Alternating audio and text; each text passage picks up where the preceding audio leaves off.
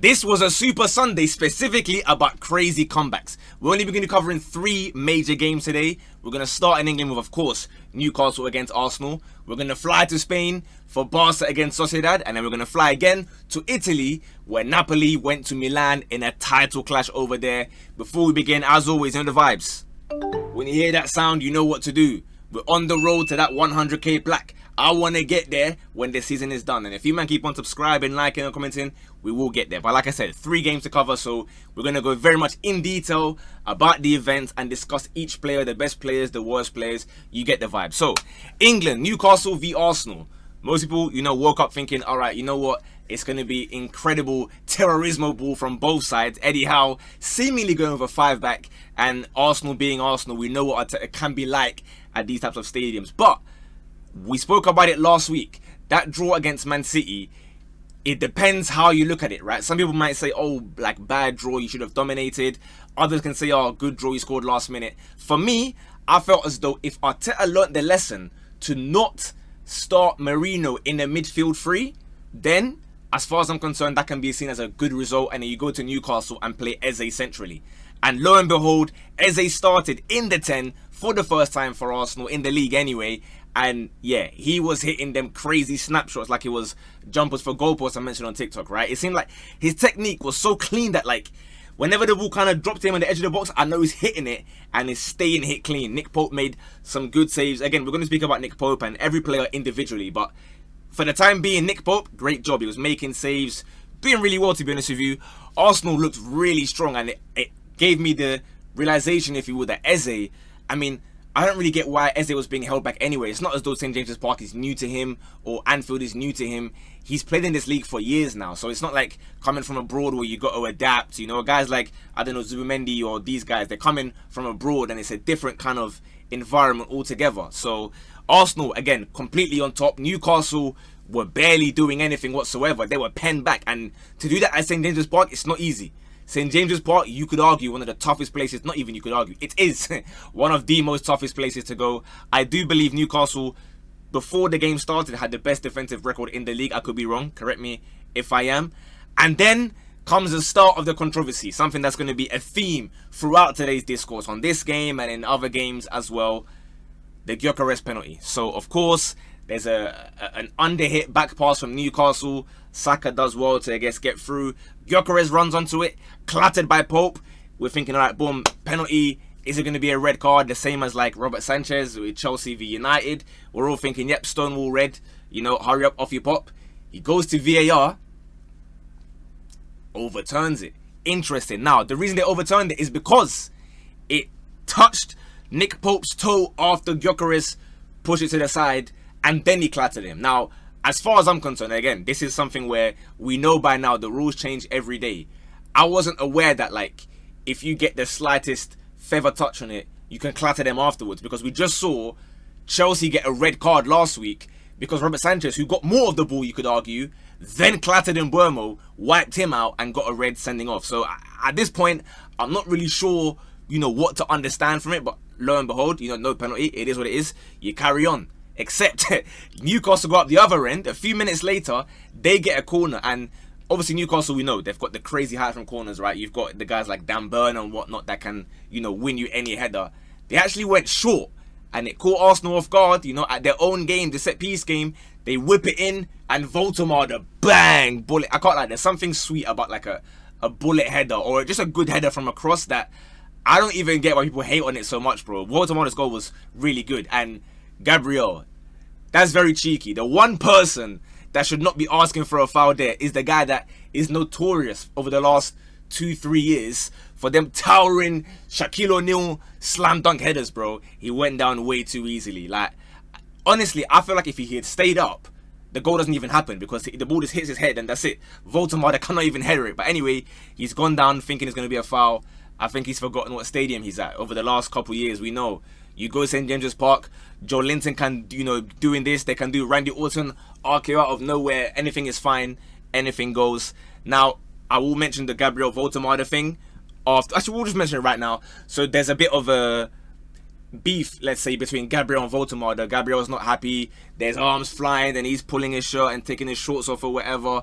They gave my man a whole interview afterwards, like it was a press conference about what Voldemort thought about it. But there was nothing said about, obviously, Lascelles when he was doing that. You know that meme of like, yeah, open your eyes and look at it? Lascelles was doing that to Gyökeres, but there was no interview from Gyökeres about why his face got peeled off and they gave him like a new Batman mask. But anyway, listen, the half finished. Newcastle 1-0 up, and it was a strange one because previous games, Arsenal have kind of been slow, a little bit lethargic. Like, I'm not really moved by what I'm seeing. This, you could argue, not even you could argue, I will tell you, this is the best half I've seen from Arsenal this season. And yet, you're 1-0 down. So at that point, you're thinking, you know what? Just be calm, continue playing like you are, and the result will eventually arrive, right? Because I felt as though Arsenal were creating enough chances from open play as well. I know we're going to get to the goals, and it's going to be a Wara like set piece. I get all that, but they were creating chances. Nick Pope was doing really well. Also, Mosquera, by the way, that's Premier League, man. Welcome to the Barclays. You can be 45 minutes flawless. One slight lapse in concentration, you've made the mistake to give away the corner, and there it is, 1-0. Obviously, he got hooked at half-time for Saliba, who's come back from an injury. And second half, Arsenal just started, piling on the pressure. Piling. Declan Rice played really, really well. I understand what Twitter are like, bro. I watched the game with my two eyes. I hope you guys did as well. Declan Rice was fantastic in driving the team forward. When it got to a point where I think Jacob Murphy could have made it 2-0, he's run back beyond Saliba, beyond Gabriel, like the crazy horse he is, to block the ball and keep Arsenal in it. And then lo and behold, Arsenal start, rolling the dice. They bring on Martinelli, Odegaard comes on, Mikel Merino comes on, and Mikel Merino, this guy, honestly, I don't know how to even describe this dude. I say it every time. Even when he came on, right, the first 5 minutes, they tried like little short throws to him. Like, when you get the ball here and you want to hurry up and you throw it for someone to like chest it back or something. But this guy will boot it back out for a throw, and I'm thinking, bro, what are you doing? But you get this guy in the box with no time to think or nothing. Just get in the box and the brother's lethal. I don't understand how it works. Declan Rice now whips it in. Incredible ball. Mikel Merino does like a back flick header, a bit like do you remember Chicharito against is it West Brom? For those of us who remember, the little backwards header. He kind of does something akin to that. Post and in, 1-1, and it's what, minute 83, 84? You're thinking, okay, what's gonna happen? Is it gonna be like a remake of last time against City, where it's like everyone cries about celebrations? No, they started to smell blood. They said, you know what? There's time here for a winner, because again, there was a lot of VAR injuries, blah, blah, blah. And lo and behold, they kept on just piling forward, whipping in crosses until eventually they get a corner on the left side. And who atones for his error earlier? It's Gabriel Magalhaes with another bullet header to add to his repertoire, to add to his collection of away day bullet headers to win the game in the 96th minute. Now, one thing I do want to touch upon, again, we're going to go on all the players individually, right? And fouls and referees and do whatever. This was a deserved win. Let's also already, squash whatever about it being like a smash and grab and people saying, I know what's going to happen. We're going to get randomly, for whatever reason, Liverpool fans, because they're already upset. I've seen on Twitter and every other app, they're already upset that people are saying this was a deserved win, but then when they do it, it's not allowed. I think you guys can all agree there's a big difference between, dominating a team from minute 1 to minute 90 and then eventually breaking down and getting the win versus, playing meaty or playing bad and then snatching it at the end. Either way, 3 points is 3 points. So again, you should not be crying, but I think there's a clear difference there. Now, what else did we learn before we go to the player ratings or whatever? People don't understand the handball rule. It's fascinating to me.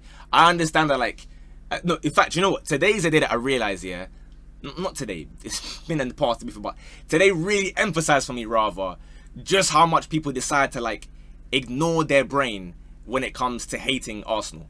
I understand already, when it comes to, United and Arsenal, you just hate mindlessly. I get it. But, are we just going to ignore the rules that we've grown up playing for 20, 30 years? I don't know how old some of you might be. You might be 16, to be fair. I don't know. There are some things where you can say, oh, yeah, I don't really get the rule there. What's happening? Bro, we've known since the dawn of time that if you kick the ball and it bounces off your foot, off your knee, off your chest, onto your hand, it is not a handball. It never has been a handball. Why would it suddenly become a handball today? And now people are saying, oh, how are people defending the Gabriel handball, but then they were mad at something last week or 3 weeks ago or whatever. Like, are we trolling here? If it's rage bait, fair enough, innit? If you man just want to get your Twitter clicks and that, by all means keep doing your thing, because we've known from day one that is never a handball. If anything, you could argue Bruno G, who has his arm like this, handballs it when Martinelli volleys it at him, but it wasn't given. It wasn't even looked at beyond 2 seconds. The same handball that I believe was at Everton. I could be mistaken. It may have been like a Patterson or something. The same handball was given against him. Again, nothing looked at, so fair enough. We mentioned, of course, Gabriel and Voltemada. Definitely not acceptable to do the whatever fighting my man was doing. By the same token, zero mention of Lascelles, doing that to Gyökeres. I guess it depends on what team you are for in it. So let's squash already the nonsense about like handballs and whatever. Nobody handballed it because the rules, we've known them for decades upon decades. Anyway, on to the players very quickly. We'll start with Arsenal. David Raya didn't really have much to do, to be fair. I don't think you can really blame him for the goal. It was a really good header from Voltemada. Great distribution, to be fair, actually. A lot of the times he was launching it towards a Gyökeres or towards anyone and they were winning it, and it was good, quick play rather than, again, the slow shoehorn football. Timber was magnificent as always. I honestly believe, guys, I don't know if you will agree with me, this is the best right back in the Premier League. And I think this is the year where it's not even like contestable, right? Because obviously last year you got the likes of Trent and obviously Munoz was doing really well with Palace and whatnot, but I think Timber, especially for like availability as well and doing it week in, week out consistently, yeah, Timber's the guy. Mosquera, unlucky, because I actually thought he had a good half, to be honest with you, but again, Premier League, you cannot make those kind of mistakes. You have to just smash it into Rosette, smash it out of the stadium. Alas, there we are. Gabriel, I spoke already, right? The good thing about Gabriel is whenever he makes them like dodgy errors, he seems to always atone for it with the goal at the other end. I remember it's happened against Spurs a couple times where he'll do something where you're thinking, brother, what are you doing? And in minute 85, minute 90, he says, you know what, okay, my bad. Bang, let me bullet head that in. And then he ran, of course, to shush St. James's Park, which I said, you know what, fairs, man, that's kind of cold. Calafiori, not his best game, I will say. I don't know if the Calafiori kind of touchline vibe is making sense. There was a time where he tried to hit some volley like it was Di Canio near the corner flag, and there's another time where I see him picking up the towel trying to do long throws and that. Calafiori, the one thing I'll always say is that he is class, but he does like to engage in every tackle, which, to be fair, against Newcastle, I guess you do want a bit of that. But I think maybe, the fact that like Lewis Skelly's there available, a bit of a rotation there, because yeah, Calafiori is sometimes he can get caught out a little bit when he's flying that high, and then you see someone running in behind. But again, it wasn't terrible, innit? Now midfield, I've questioned Zubimendi. Away Old Trafford, away Anfield. I said, oof, I'm not sure I'm very moved by what I'm seeing so far. This for me was Zubimendi's best game. Like, he was demanding the ball at all times from Mosquera, from Gabriel, from Raya, from Rice, everyone. And he's whipping it round to Saka, whipping it to Trossard. And the thing that I couldn't believe, they mentioned in the second half, he wins a header against Voltemada, I think it was. And they were saying, wow, no, it was Dan Burn, I think he wins a header against. They say, oh, wow, who would have seen that coming? He wins a header against Dan Burn. In the first half, he did a dunking header, the reverse. So he actually got Voltemada and Dan Burn. I said, hey, this guy's not afraid to put his body on the line. Now, this is the Zubimendi that people were talking about, before he went to Liverpool or Arsenal or wherever. This is the one that they were talking about. This was a great game from him, in my opinion. Declan Rice, as always, they're going to call him meaty. They're going to say free kick merchant or whatever. But again, those of us who watch, this was a classic from Declan Rice. Driving his team forward. Should have got an assist for Trossard hitting the post. Again, last-ditch tackles, last-ditch blocks, headers away. This was an all-round, dynamic performance from him. Fantastic. Trossard, like I said, unlucky to hit the post. Didn't really like when he was going centrally to collect the ball. Not sure that really suited his game that much. And obviously, again, he's not going to be the quickest. He is getting on a little bit. And yeah, it was all right. Eze, first half, really, really good. Second half, again.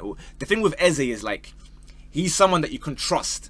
Right? Now, that's like, what are you talking about? What kind of attribute is trust? Hear me out.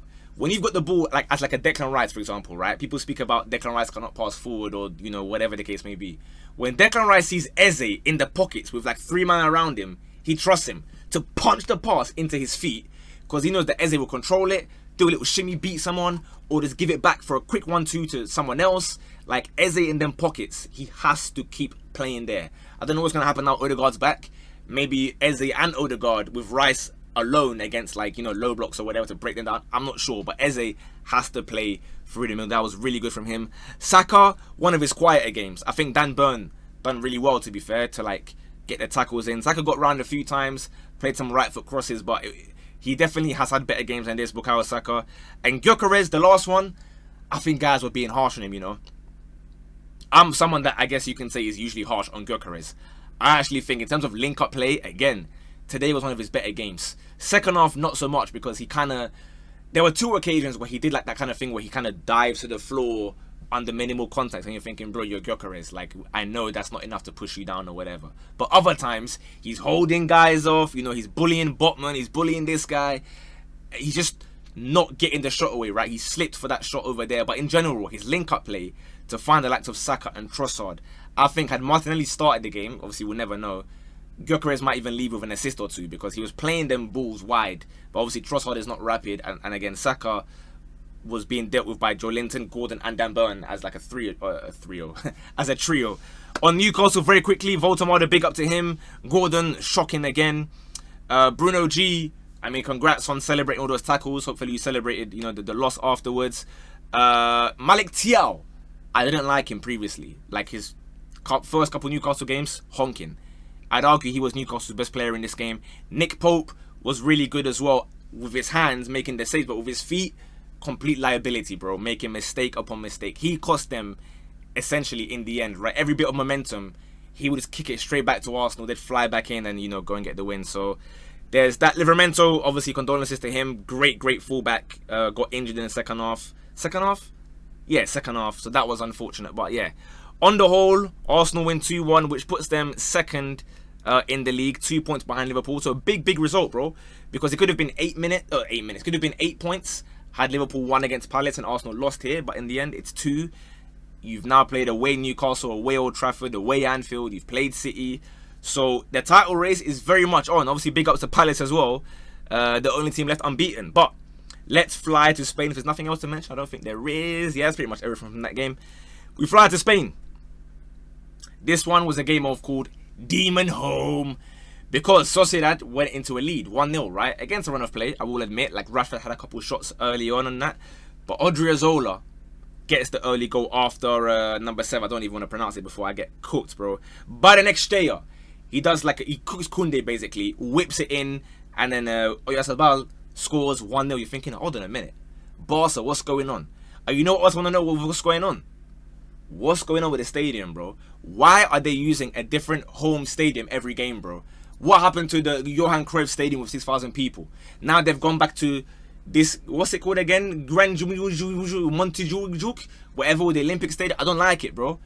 Go to the Spotify Camp Nou. Stop all this nonsense. But anyway, doesn't matter. Koundé, just like Gabriel, makes up for his error, atones with a bullet header from a corner. This one was to make it 1-1. To be fair, though, Sociedad gave him a hard game, bro. I mentioned it was a game of comebacks. Again, this one also had a comeback. Sociedad had some good chances. Kubo, in particular. There were a couple times where they hit the post, they hit the bar. But then eventually, Yamal comes on minute... Oh, by the way, let me also give a shout, by the way, to this Fernandez guy. I saw him, I said, oh, this is new to me. I didn't know who I was looking at, right? I had it on my very legal live stream on my laptop, right? Whilst the Arsenal game was on the TV. And I said, who's that guy? Because that's not Yamal. Yamal is blonde. I'm seeing some small guy. I opened the lineup. I said, oh, Fernandez. Okay. Like as Rooney Bargy, he was looking good with a little, fake shots, twist in, twist out a little bit. A bit like Nicolas Pepe, if you know what I'm talking about, where I'm saying like on the right, he's kind of doing the left shimmy, but it wasn't really generating that much impact. Lamine Yamal comes on minute 58, minute 59, assist, goal, Lewa, 2-1.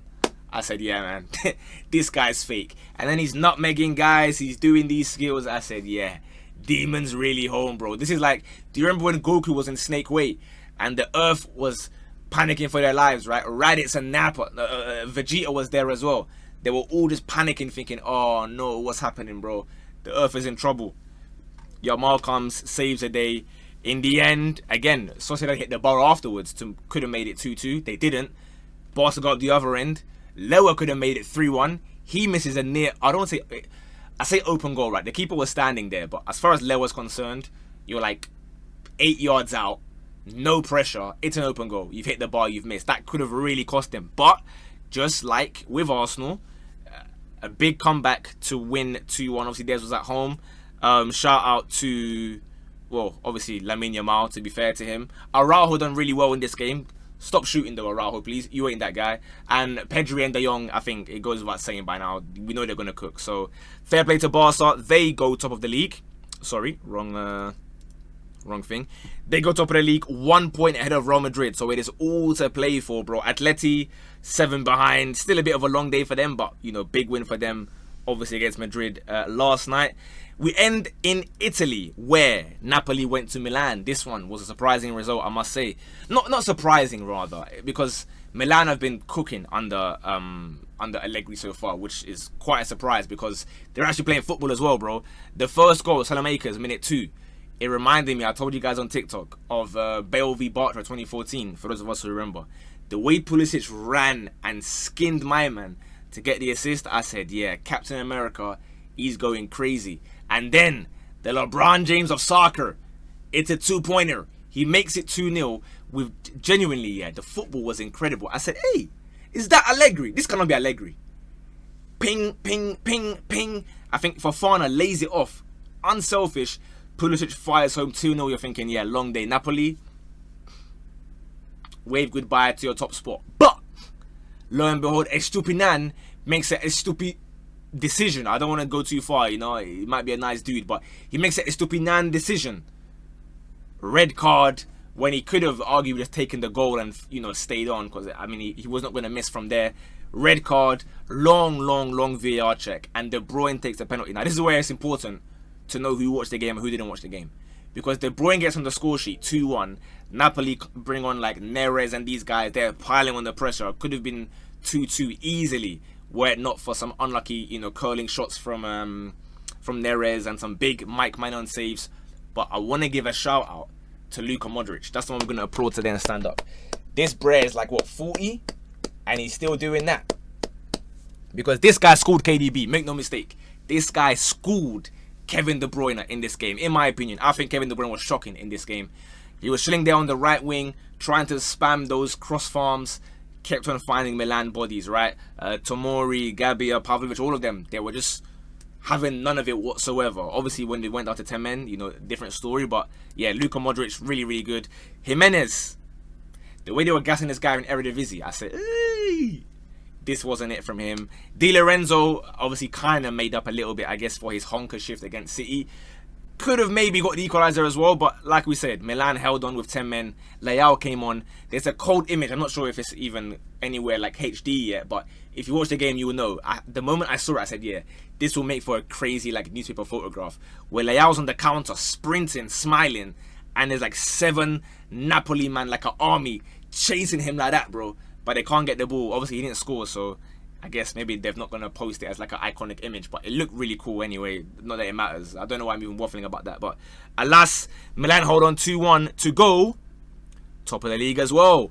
They are joint with Napoli. Roma also on 12. Juve 1 behind. Inter 3 points behind them. It's looking like every league is a bit spicy this season. Obviously, maybe not France and Germany, but at least we got, you know, the Premier League, La Liga and Serie A on fire. Of course, a very quick mention, Aston Villa got their first win today. I watched that game. Fulham kind of feel a little bit hard done by as well. That one you can argue was more of a, ooh, I don't get the handball rule for that one because your hand is there. It hasn't bounced off anything. You've handballed it. Fulham took an early lead with Raul Jimenez, you know, doing what he does. I'm not going to say bullet header. It was an alright header. Ollie Watkins, great goal to be fair. As bad as he is, and I don't rate him, great goal from him over the keeper. And McGinn, probably the goal of the game, I'd argue, lashes it left foot bottom corner, and then in the blink of an eye, boom, 3-1.